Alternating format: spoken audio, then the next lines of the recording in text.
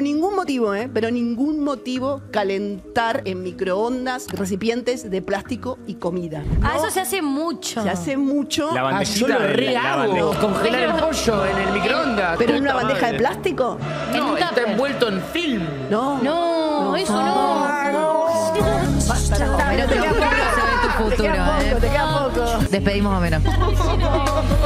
Relleno de plástico, No, pero. eso no lo hagan más, por favor. ¿Para qué dejé la si al final el problema era el plástico?